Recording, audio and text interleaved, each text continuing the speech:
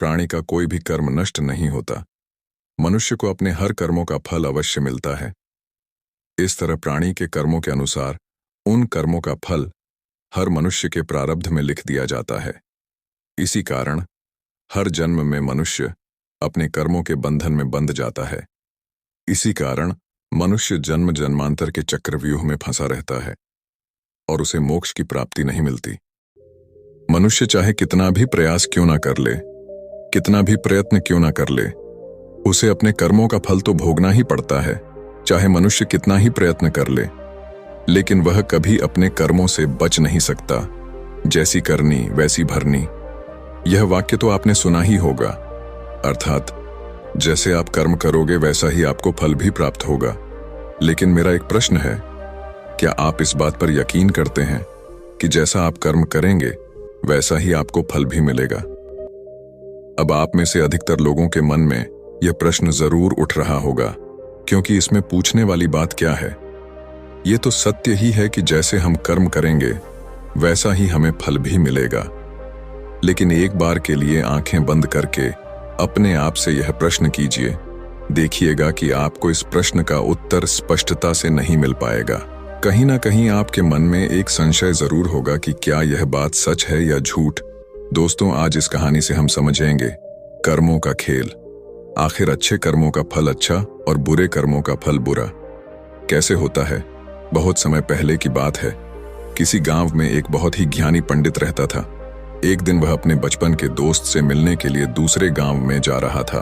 उसका वह दोस्त बचपन से ही गूंगा और एक पैर से अपाहिज था। उस पंडित के गांव से उसके दोस्त का घर काफी दूर था।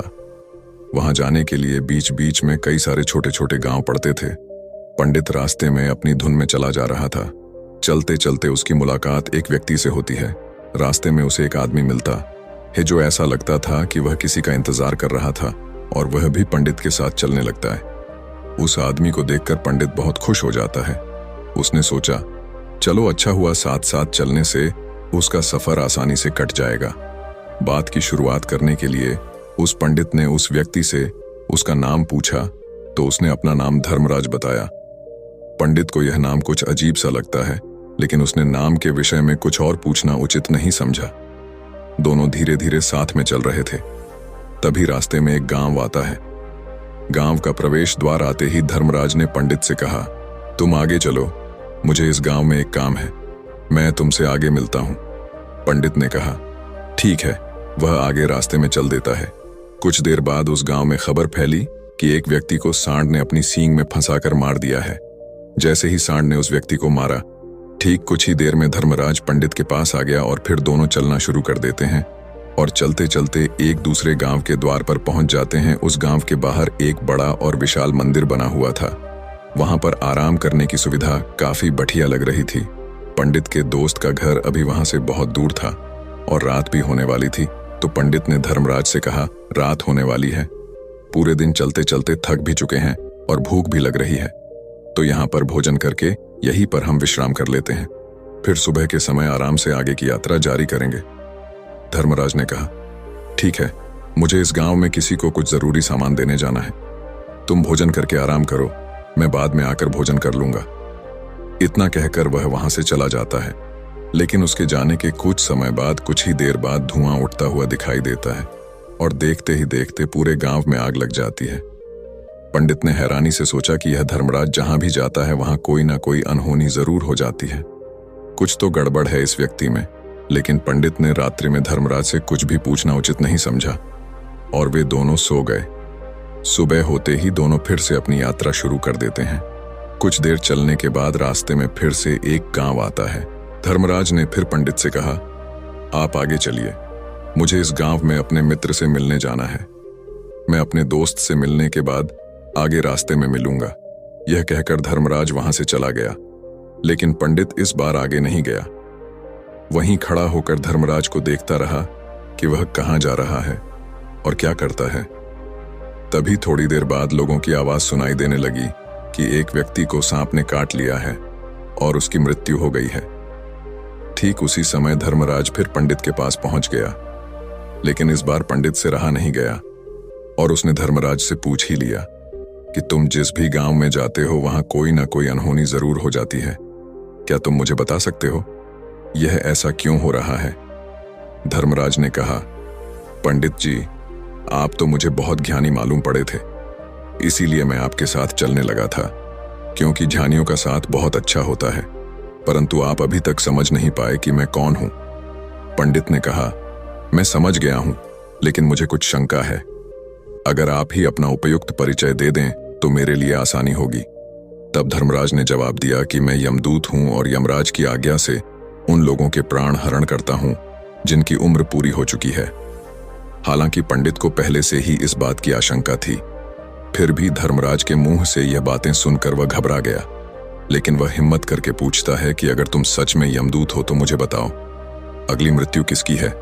धर्मराज ने जवाब दिया, अगली मृत्यु तुम्हारे उसी मित्र की है जिससे तुम मिलने जा रहे हो, और उसकी मृत्यु का कारण भी तुम ही बनोगे।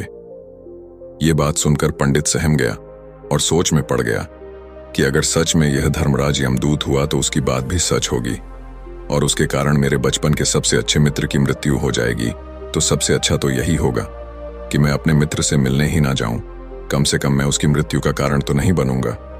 धर्मराज ने मुस्कुराते हुए कहा, तुम जो सोच रहे हो वो सब मुझे पता है, मगर तुम्हारे अपने मित्र से मिलने न जाने से नियति नहीं बदल जाएगी। तुम्हारे मित्र की मृत्यु तो निश्चित है, और वह अगले कुछ ही पलों में घटित होने वाली है। महाकाल के मुंह से ऐसी बातें सुनकर पंडित को झटका लगा, क्योंकि महाकाल ने पंडित के मन की बातें पढ़ ली थीं, जो कि एक सामान्य व्यक्ति के लिए संभव नहीं है। अब पंडित को विश्वास हो गया कि यह धर्मराज सचमुच में यमदूत ही है। जब पंडित को यह पूर्ण विश्वास हो गया कि धर्मराज जी यमदूत हैं तो वह घबरा गया। वह अपने मित्र की मृत्यु का कारण नहीं बनना चाहता था, इसलिए वह पलटकर अपने गांव की तरफ वापस जाने लगा। लेकिन जैसे ही पंडित वापस जाने के लिए मुड़ा, उसने देखा कि उसका मित्र तेजी से उसकी तरफ चला आ रहा है, जो कि पंडित को देखकर अत्यंत प्रसन्न दिखाई पड़ रहा था। अपने मित्र के आने की गति को देखकर पंडित को ऐसा लगा कि जैसे उसका मित्र काफी देर से उसका ही पीछा कर रहा है, लेकिन वह बचपन से ही गूंगा था और एक पैर से लंगड़ा भी था। इसीलिए ना तो वह पंडित को आवाज देकर रोक पाया था और ना ही उस तक पहुंच पा रहा था। लेकिन जैसे ही वह पंडित के पास पहुंचा, अचानक ही जमीन पर गिर पड़ी और तुरंत ही उसकी मृत्यु हो गई। पंडित हक्का बक्का होकर धर्मराज की ओर देखने लगा, जैसे कि वह पूछना चाह रहा हो कि आखिर क्या हुआ। धर्मराज पंडित के मन में उठ रहे प्रश्नों को समझ गया और बोला, तुम्हारे मित्र ने पिछले गांव में ही तुम्हें देख लिया था और वे वहीं से ही तुम्हारा पीछा कर रहा था, लेकिन गूंगा और लंगड़ा होने की वजह से वह तुम तक नहीं पहुंच पाया। उसने अपनी पूरी ताकत लगाकर तुम तक पहुंचने का प्रयास किया, लेकिन बुढ़ापे में बचपन जैसी ताकत नहीं होती, इसलिए दिल का दौरा होने के कारण उसकी मृत्यु हो गई, क्योंकि वह तुमसे मिलने के लिए अपनी सीमाओं को तोड़कर तुम्हारे पीछे भाग रहा था। इसलिए अपने मित्र की मृत्यु का कारण भी तुम ही कहलाओगे। अब पंडित को पूर्णतः यह विश्वास हो गया था कि धर्मराज एक यमदूत है और उसका कार्य जीवों के प्राण हरना है। लेकिन पंडित एक ज्ञानी व्यक्ति था, वह यह भी जानता था कि मृत्यु पर किसी का वश नहीं है, सबको एक ना एक दिन मरना ही है। यही सोचकर उसने अपने आप को संभाल लिया। लेकिन अचानक ही पंडित के मन में अपनी मृत्यु के बारे में जानने की इच्छा हुई, इसलिए उसने धर्मराज से पूछा कि जब मृत्यु मेरे दोस्त की होनी थी तो तुम शुरू से ही मेरे साथ क्यों चल रहे थे? यह प्रश्न सुनकर धर्मराज जोर से हंसा और बोला, मैं तो हर पल हर क्षण सभी के साथ चलता हूं, किंतु लोग पहचान नहीं पाते, क्योंकि लोगों के पास अपनी समस्याओं के अलावा किसी और व्यक्ति, वस्तु या घटना के बारे में सोचने समझने या उसे देखने का समय ही नहीं होता। पंडित ने कहा, तो क्या तुम यह बता सकते हो कि मेरी मृत्यु कब, कहां और कैसे होगी? महाकाल ने कहा, हालांकि किसी भी सामान्य जीव के लिए अपनी मृत्यु के बारे में जानना ठीक नहीं है, क्योंकि कोई भी जीव हो या जानकर, वह अपनी मृत्यु के बारे में जानकर बहुत दुखी हो जाता है। हालांकि तुम जानी व्यक्ति मालूम पड़ते हो और तुमने जिस तरीके से अपने मित्र की मृत्यु को सहन कर लिया है, उसे देखकर लगता है कि तुम अपनी मृत्यु के बारे में जानकर भी दुखी नहीं होंगे। महाकाल ने कहा, तो सुनो, तुम्हारी मृत्यु आज से ठीक 6 महीने बाद आज ही के दिन किसी दूसरे राज्य में फांसी लगने से होगी, और सबसे हैरानी की बात तो ये होगी कि तुम स्वयं ही खुशी से उस फांसी को स्वीकार कर लोगे। इतना कहकर धर्मराज वहां से चला गया, क्योंकि अब धर्मराज के पास पंडित के साथ चलते रहने का कोई कारण न था। इसके बाद पंडित ने अपने मित्र के शरीर का अंतिम संस्कार किया और यथाशक्ति उसके क्रियाकर्म करके अपने गांव वापस आ गया। लेकिन कोई व्यक्ति कितना भी ज्ञानी क्यों ना हो, अपनी मृत्यु के बारे में जानकर दुखी तो होता ही है और मृत्यु से बचने का कोई ना कोई उपाय भी खोजता है। तो पंडित ने भी वही किया। क्योंकि पंडित विद्वान था, इसलिए उसकी पहचान उस राज्य के राजा तक थी। पंडित ने सोचा कि राजा के पास तो कई सारे ज्ञानी मंत्री हैं, वह मेरी मृत्यु से संबंधित समस्या का कोई ना कोई समाधान निकाल ही लेंगे। पंडित यही सब सोचता हुआ राज दरबार में पहुंच जाता है और राजा से सारी घटना के बारे में बताता है। राजा ने अपने मंत्रियों को सारी समस्या बताई और उनसे सलाह मांगी। अंत में सभी ने विचार विमर्श करके कहा, अगर पंडित की बात सही है तो उसकी मृत्यु भी 6 महीने बाद ही होगी, लेकिन मृत्यु तो तब होगी जब वह किसी दूसरे राज्य में जाएगा। यदि वह किसी दूसरे राज्य में जाए ही ना तो मृत्यु ही नहीं होगी। मंत्रियों की यह सलाह राजा को भी सही लगी। इसके बाद पंडित के रहने की सारी व्यवस्था महल में ही कर दी गई और राजा के आदेश के बिना उस पंडित से किसी को भी नहीं मिलने दिया जाता था। लेकिन पंडित कहीं भी आ जा सकता था, ताकि पंडित को यह न लगे कि वह राजा की कैद में है। परंतु पंडित डर के मारे स्वयं ही कहीं आता जाता नहीं था। धीरे धीरे महीने गुजरते गए और पंडित की मृत्यु का समय नजदीक आने लगा और अंततः वह भी दिन आ गया जिस दिन पंडित की मृत्यु होनी थी। तो जिस दिन पंडित की मृत्यु होनी थी उसकी एक रात पहले पंडित डर के मारे जल्दी ही सो गया, ताकि जल्दी से वह रात बीत जाए और अगला दिन आ जाए, ताकि उसकी मृत्यु टल सके। यही सोचकर वह जल्दी सो जाता है। लेकिन पंडित को नींद में चलने की बीमारी थी और अपनी इस बीमारी के बारे में वह स्वयं ही नहीं जानता था। तो फिर राजा मंत्री या किसी वैद्य को इसके बारे में बताने का कोई प्रश्न ही नहीं उठता। पंडित अपनी मृत्यु को लेकर बहुत चिंतित था। वह पिछले कई दिनों से ठीक है, सो भी नहीं पा रहा था और नींद में चलने की बीमारी भी तभी होती है जब व्यक्ति ठीक से सो नहीं पा रहा हो। तो उस रात भी पंडित को नींद में चलने का दौरा पड़ा। वह उठा और महल से निकलकर अस्तबल में गया। क्योंकि पंडित राजा का खास मेहमान था, इसलिए किसी भी पहरेदार ने उसे नहीं रोका और ना ही किसी तरह की कोई पूछताछ की। अस्तबल में पहुंचकर वह सबसे तेज चलने वाले घोड़े की पीठ पर सवार होकर नींद में ही अपने राज्य की सीमा से बाहर दूसरे पड़ोसी राज्य में चला गया। इतना ही नहीं, वह दूसरे राज्य के राजा के महल में पहुंच गया। उस महल के पहरेदार ने भी उसे नहीं रोका और ना ही कोई पूछताछ की। सभी लोग रात्रि का अंतिम प्रहार होने के कारण गहरी नींद में थे। वह पंडित सीधे राजा के सैन्य कक्ष में पहुंचा, जहां राजा और रानी सो रहे थे। वह पंडित वहीं जाकर सो गया। सुबह हुई तो राजा ने पंडित को रानी के बगल में सोया हुआ देखा तो राजा बहुत क्रोधित हो गया। राजा ने पंडित को कैद करने का आदेश दे दिया। पंडित गिरफ्तार हो गया, लेकिन पंडित तो भौंचक्का था। उसे तो कुछ समझ नहीं आ रहा था कि आखिर वह दूसरे राज्य में और राजा के सैन्य कक्ष में कैसे पहुंचा। लेकिन वहां उसकी यह सब सुनने वाला कोई नहीं था। अगली सुबह राजा ने पंडित को दरबार में पेश करने का आदेश दिया। कुछ देर बाद उस पंडित को दरबार में लाया गया। पंडित को देखते ही राजा इतना बबूला हो गया कि उसे फांसी पर चढ़ा देने का हुक्म सुना दिया। फांसी की सजा सुनकर पंडित कांप गया, लेकिन फिर भी थोड़ी सी हिम्मत जुटाकर राजा से बोला, महाराज, मैं नहीं जानता कि मैं राजमहल तक कैसे पहुंचा। मैं यह भी नहीं जानता हूं कि आपके सैन्य कक्ष तक मैं कैसे आया और आपके महल के किसी पहरेदार या सैनिक ने मुझे रोका क्यों नहीं। लेकिन मैं इतना जरूर जानता हूं कि आज मेरी मृत्यु होनी थी और वो होनी भी जा रही है। राजा को यह बात थोड़ी अजीब लगी।